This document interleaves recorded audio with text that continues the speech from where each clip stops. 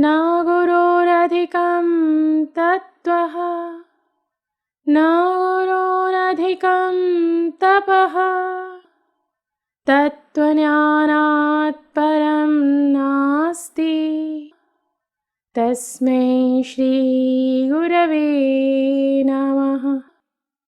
आप सभी को नमस्कार। धर्मधारा के सत्संग श्रृंखला में हम आपका हार्दिक स्वागत करते हैं। हमारे श्री गुरु एवं वैदिक उपासना पीठ के प्रेरणा स्रोत परात्पर गुरु डॉक्टर जयंत आठवले के चरणों में वंदन कर आज का सत्संग आरंभ करते हैं। आज का विषय है, क्या गया में पिंडदान करने के पश्चात पितृपक्ष में श्राद्ध करना आवश्यक होता है। आज के विषय से संबंधित प्रश्न अनेक व्यक्तियों ने मुझसे पूछे हैं, अतः आज इस प्रश्न को शंका समाधान अंतर्गत ले रही हूँ। जैसे लखनऊ के श्री रोहित तिवारी ने कुछ प्रश्न पूछे हैं जो इस प्रकार हैं। विगत वर्ष मैंने गया जाकर पितरों के निमित्त पिंडदान करवा दिया है और मुझे वहाँ बताया गया कि अब मुझे श्राद्ध इत्यादि करने की आवश्यकता नहीं है। क्या यह सत्य है? कुछ ज्योतिषियों ने बताया था कि मेरे घर में पितृदोष है एवं गया में पिंडदान कर देने पर मेरे कष्ट न्यून हो जाएंगे, जबकि ऐसा कुछ नहीं हुआ। सत्य तो यह है कि हमारे घर में विद्यमान कष्टों में कुछ भी सुधार नहीं हुआ है। ऐसा क्यों हुआ एवं क्या मैं इस पितृपक्ष में पुनः श्राद्ध करूं? श्री तिवारी जी द्वारा पूछे गए प्रश्नों के उत्तर इस प्रकार हैं।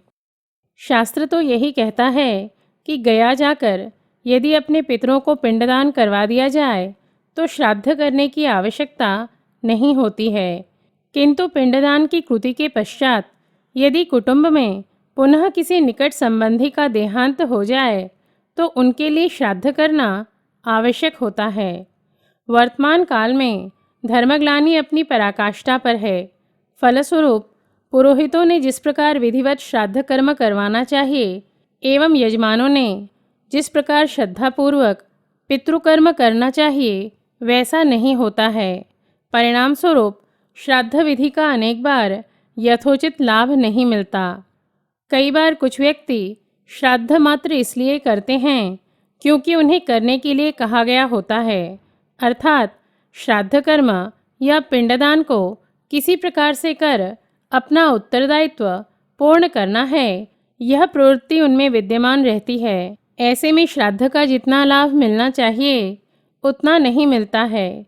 श्राद्ध का अर्थ ही है श्रद्धा से किया गया पितृकर्म। दूसरी बात यह है कि वर्तमान समय में घरों में एक नहीं अनेक पूर्वज अशांत हैं। हमारे पितर में मात्र हमारे दिवंगत माता पिता दादा दादी नहीं होते, अपितु कुटुंब के वे सभी सदस्य जैसे नाना नानी, चाचा चाची, बुआ, ताई, मौसा मौसी, मित्र, परिजन, शुभचिंतक इत्यादि सभी होते हैं जिन्हें आप अपना कुटुंब मानते हैं। पूर्व काल में प्रत्येक पुत्र विधिवत पितृकर्म करता था, किंतु आज स्थिति अत्यंत विकट है। निधर्मी पुत्रों की संख्या में वृद्धि होने के कारण आज हमारे निकट संबंधी एवं शुभचिंतक जो हमारे कुल के नहीं हैं, वे भी यदि आप सात्विक हैं और साधनारत हैं तो आपको कष्ट देकर आपसे मुक्ति की मांग करते हैं। सत्य तो यह है कि विगत 1 शतक से धर्माचरण एवं साधना के अभाव ने हिंदुओं के घरों में पितृदोष के कारण होने वाले कष्टों के प्रमाण को बढ़ा दिया है। विशेषकर पुरुषों द्वारा पितृकर्म की पूर्ण उपेक्षा करना, मृत्यु उपरांत की यात्रा को न मानना, 13 दिवस की अपेक्षा आर्य समाजी ढंग से 4 दिवस का सनातन धर्म विरुद्ध अंत्येष्टि एवं श्राद्ध करना, सामान्य व्यक्ति द्वारा योग्य साधना नहीं करना इत्यादि के कारण पितृदोष के प्रमाण में अत्यधिक वृद्धि हुई है। धर्म प्रसार के मध्य साधकों को होने वाले सूक्ष्म जगत की अनिष्ट शक्तियों के कष्टों का सूक्ष्म विश्लेषण करने पर ज्ञात हुआ कि विगत 50 वर्षों में हिंदुओं के कुलों में मृत्यु को प्राप्त हुए 50% पूर्वजों को गति नहीं है। अतः अनेक घरों में पितृदोष के कारण आध्यात्मिक कष्टों की तीव्रता में वृद्धि हुई है। ऐसे में गया जाकर श्राद्ध करवाने के पश्चात यदि एक गुट के अतृप्त पूर्वज को गति मिल भी गई हो तो सूक्ष्म जगत के भुवलोक में यह बात आग के समान फैल जाती है और उस कुल के अन्य अतृप्त पूर्वज जो उनके दूर के संबंधी, मित्र या अन्य शुभचिंतक होते हैं, वे भी कष्ट देने लगते हैं जिससे उन्हें भी सद्गति मिल सके। क्योंकि अतृप्त लिंगदेहों को सद्गति दिलाने वाले साधक जीव की इस घोर कलयुग में अत्यधिक कमी है। यह सब सुनने के पश्चात कुछ लोगों के मन में यह विचार आ रहा होगा कि यदि ऐसी स्थिति रही तो हमारे कष्ट तो कभी समाप्त ही नहीं होंगे और इसलिए हमें अतृप्त पितरों की सद्गति हेतु कुछ भी नहीं करना चाहिए। किंतु एक महत्वपूर्ण तथ्य जान लें, जब आप किसी अतृप्त पूर्वज को पितृकर्म के माध्यम से तृप्त कर उन्हें गति दिलवाते हैं तो वे आपको आशीर्वाद देते हैं एवं उनके आशीर्वाद फलित होने पर आपके जीवन में आश्चर्यजनक सुखद परिवर्तन आता है। यदि किसी पूर्वज की साधना अच्छी हो परंतु मृत्यु के समय कोई प्रबल इच्छा या वासना अपूर्ण रह जाए तो उन्हें ब्रह्मपिशाच या ब्रह्म राक्षस की योनि प्राप्त होती है। ऐसे बलाढ़ अनिष्ट योनि को प्राप्त लिंगदेहों को कोई उच्च कोटि के संत ही गति दे सकते हैं। और दुख की बात यह है कि आजकल श्राद्ध करवाने वाले अधिकांश पुरोहितों का आध्यात्मिक स्तर 60% से कम होता है। फलस्वरूप उनमें बलाढ़ आसुरी योनि को प्राप्त हुए लिंगदेहों को गति देने हेतु आवश्यक आध्यात्मिक संकल्प शक्ति का अभाव होता है। इसीलिए हमारे श्री गुरु ने गोवा में सात्विक पुरोहित निर्माण करने हेतु साधक पुरोहित पाठशाला भी आरंभ कर चुके हैं। सच्चाई तो यह है कि यदि आपके घर में तीव्र स्तर का पितृदोष हो तो पूजा पाठ, दान पुण्य कुछ भी फलित नहीं होता है।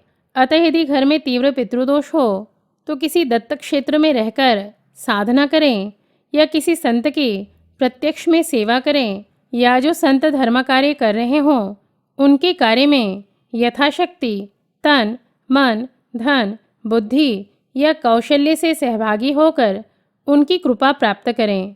ध्यान रहे, आज सामान्यतः हिंदुओं के कुलों में एक या दो नहीं अपितु 50 से ऊपर की संख्या में पितर अतृप्त हैं और एक पूर्वज को गति देने में आपको अनेक मास या वर्ष लग सकते हैं। वहीं एक संत आपके ऐसे अनेक अतृप्त पितरों को कुछ ही क्षणों में अपनी संकल्प शक्ति के माध्यम से गति देने का सामर्थ्य रखते हैं। किंतु संत कृपा पाने हेतु संतों को जो प्रिय है वह आपको करना होगा और समाज धर्माचरणी होकर साधनारत हो, सभी संत यही चाहते हैं। अतः आप संत कार्य या धर्म कार्य में यथाशक्ति योगदान देकर ईश्वरीय कृपा एवं संत कृपा के पात्र बन पितृ कष्ट से सहजता से मुक्ति पा सकते हैं। जब तक आप किसी कारणवश किसी संत के कार्य में सहभागी नहीं हो पा रहे हैं तब तक यदि आपके घर में तीव्र पितृदोष हो तो आप नियमित 5 से 6 घंटे श्री गुरुदेव दत्त का जप एवं मासिक श्राद्ध अवश्य करें तथा गया में पिंडदान के उपरांत यदि पितृदोष का प्रमाण कम नहीं हुआ हो तो श्राद्ध की विधि करते रहें। आज इन्हीं शब्दों के साथ हमारे श्री गुरु के चरणों में कृतज्ञता व्यक्त कर सत्संग समाप्त करते हैं। धर्म और अध्यात्म से संबंधित धर्मधारा के सत्संग श्रृंखला में हम नए तथ्यों के साथ पुनः उपस्थित होंगे।